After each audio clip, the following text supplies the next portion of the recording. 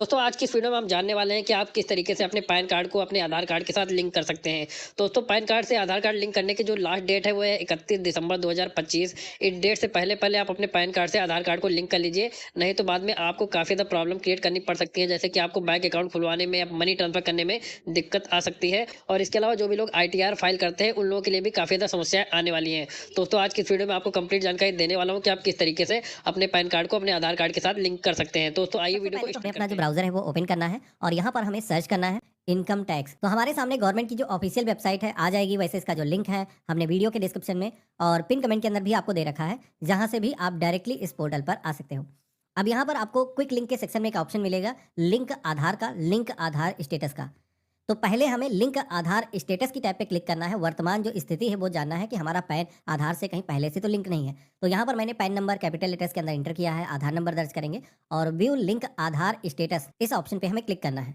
तो हमारे सामने जो भी स्टेटस होगा वो आ जाएगा। जैसे कि मेरे केस में आप देखोगे पैन नॉट लिंक्ड विद आधार, तो यानी कि ये जो पैन कार्ड है वो आधार से लिंक नहीं है। तो यहीं पर लिंक आधार का ऑप्शन मिल जाएगा। बाकी होम पेज पर भी सेम पेज पर आप जा सकते हो।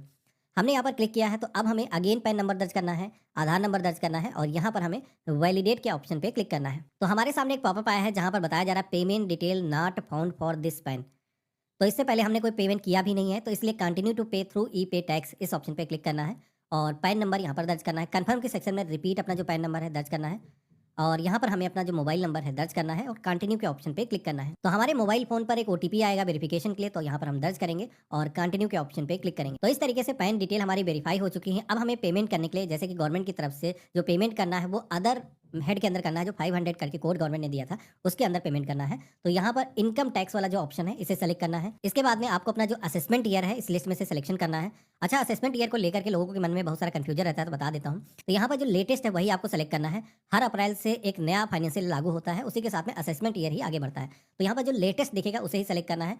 यहाँ पर जो आप देखोगे कि फाइनेंशियल ईयर है, जैसे हमने असेसमेंट ईयर सेलेक्ट किया है तो यहाँ पर सेलेक्ट होकर के आ चुका है। अब हमें माइनर हेड सेलेक्ट करना है, जो कि गवर्नमेंट की तरफ से बोला गया था अदर रिसिप्ट वाला 500 वाला, वो हम यहाँ पर सेलेक्ट करेंगे। और ये जो पेमेंट कर रहे हैं वो किस चीज़ की कर रहे हैं, fee for delay in linking PAN with Aadhaar, इस ऑप्शन पे क्लिक कर देना है और यहाँ पर हमें कंटिन्यू के ऑप्शन पे क्लिक करना है। तो जैसे हमने कंटिन्यू के ऑप्शन पे क्लिक किया है तो हमारे सामने अब पेमेंट करने के लिए एक पेमेंट गेटवे आ जाएगा। तो जो भी मेथड से आपको पेमेंट करना है सिलेक्शन करना है। छोटा सा पेमेंट है, आप चाहो तो क्यूआर कोड के जरिए भी, यूपीआई के जरिए पेमेंट कर सकते हो। तो हम क्या करेंगे, यूपीआई के जरिए या फिर क्रेडिट कार्ड के जरिए पेमेंट करने वाला जो ऑप्शन है वो सेलेक्ट करेंगे।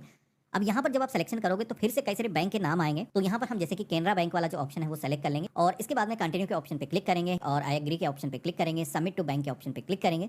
तो हम यहाँ पर यूपीआई वाला जो ऑप्शन है वो सेलेक्ट करेंगे। यहाँ पर ये जो क्यूआर कोड दिख रहा है इसको आप जनरेट कर सकते हो, जिससे कि ये जो क्यूआर कोड है आ जाएगा, इसको आपको स्कैन करना है, पिन के जरिए एप्लीकेशन करना है। तो ये जो पेज है रिडायरेक्ट होगा और आप सभी के सामने जो चालान है वो जनरेट होकर के आ जाएगा। तो इसे आपको डाउनलोड जरूर कर लेना है। हमने डाउनलोड के ऑप्शन पे क्लिक किया है तो ये जो चालान की पावती है ये हम सेव करके रख लेंगे। हमारा जो पेमेंट है वो हो चुका है। पैन को आधार से लिंक करने के लिए मोस्टली जो प्रोसेस है वो कंप्लीट हो चुका है, लेकिन पैन आधार से अभी भी लिंक नहीं हुआ है। ये चीज़ ध्यान रखना है। बहुत सारे लोगों को लगता है कि यार हमने फीस पेमेंट कर दिया और सरकार हर जगह पैसे लेती रहती है, तो पेमेंट हमने कर दिया का काम हो गया। लेकिन दोस्तों पेमेंट करने के बाद में भी 2-3 स्टेप ऐसे हैं जो आपको करने होंगे, तभी आपका जो पैन है वो आधार से लिंक होगा। तो आपको करना ये है कि ये पेमेंट करने के बाद में थोड़ा-सा आपको वेट करना है 1-2 घंटे का। उसके बाद में दोबारा से इस पोर्टल पर आना है। तो यहाँ पर अब आपको लिंक आधार के ऑप्शन पे क्लिक करना है। अगेन पैन नंबर, आधार नंबर दर्ज करना है और यहाँ पर वैलिडेट के ऑप्शन पे क्लिक करना है। तो पहले आपने जब चेक किया था तो आपने देखा था वहाँ पर मैसेज आ रहा था पेमेंट डिटेल नॉट फाउंड। अभी आप देखोगे कि पेमेंट हमारे रिकॉर्ड जो है यहाँ पर अपडेट हो चुके हैं, क्योंकि हमने 1000 रुपये के फीस का जो पेमेंट किया है वो यहाँ पर डिटेल रिफ्लेक्ट हो रही है। इसका जो बीएसआर कोड है वो भी यहाँ पर आ चुका है। तो इस तरीके से आपके जो पेमेंट डिटेल है वो यहाँ पर रिफ्लेक्ट होने चाहिए और ये ऑटोमेटिक होंगे। मैनुअल तरीके से आप कुछ भी नहीं कर सकते हो। तो अगर सेम डे नहीं होते हैं तो अगले दिन आपको ट्राई कर लेना है, क्योंकि कुछ लोगों के केस में ऐसा होता है कि वर्किंग डेज नहीं है, तो हो सकता है अगले दिन अपडेट हो। अब पेमेंट डिटेल अपडेट होने के बाद में हमें कंटिन्यू के ऑप्शन पे क्लिक करना है और यहाँ पर हमें अपना जो नेम है दर्ज करना है। नेम जिस तरीके का आपके आधार कार्ड पर है वैसे ही दर्ज करना है और यहाँ पर हमें अपना जो मोबाइल नंबर है दर्ज करना है। यहाँ पर आपका जो नेम है आधार से एग्जैक्टली मैच करना चाहिए। यहाँ पर 2 टिक करने का ऑप्शन दिखते हैं नीचे वाले ऑप्शन पे, तो सभी लोगों को क्लिक करना है। I agree to validate my Aadhaar detail. ऊपर वाला जो ऑप्शन है दिख रहा है इसमें उन्हीं लोगों को क्लिक करना है जिनका जो आधार कार्ड है उस पर डेट ऑफ बर्थ एग्जैक्ट नहीं लिखी है, केवल बर्थ ईयर ही अगर मेंशन है तो आपको इस पर भी क्लिक करना होगा। इसके बाद में लिंक आधार के ऑप्शन पे क्लिक करना है तो एक फाइनल ओटीपी जाएगा आपके मोबाइल फोन पर। वो ओटीपी आपको यहाँ पर दर्ज करना है और वैलिडेट के ऑप्शन पे क्लिक करना है। तो इस तरीके से पैन को आधार से लिंक करने की जो रिक्वेस्ट है वो सफलतापूर्वक रजिस्टर हो चुकी है। यहाँ पर आप सभी के सामने कुछ ऐसा मैसेज आ जाएगा। अब आपको अपना जो लिंक आधार स्टेटस अगर चेक करना है तो यहाँ पर दोबारा से होम पेज पर आकर के जैसे मैंने चेक करवाया था वैसे ही अपना पैन आधार नंबर दर्ज करना है। व्यू लिंक आधार स्टेटस के ऑप्शन पे क्लिक करना है। तो वर्तमान जो स्टेटस होगा वो यहाँ पर आ जाएगा। मेरे केस में देखोगे कि मेरा जो पैन कार्ड है वो आधार से अभी लिंक हो चुका है। हमारा पैन नंबर इसी के साथ में आधार नंबर यहाँ पर दिख रहा है। तो इस तरीके से आप भी अपने पैन कार्ड को आधार से लिंक कर सकते हो। ये मैसेज आ गया। अब बिना किसी परेशानी आप कहीं पर भी आपको बड़े अमाउंट का कोई ट्रांजैक्शन करना है, कोई ज्वेलरी परचेज़ करना है, बैंक खाता खोलना है, तो ये सारे काम आसानी से कर पाओगे।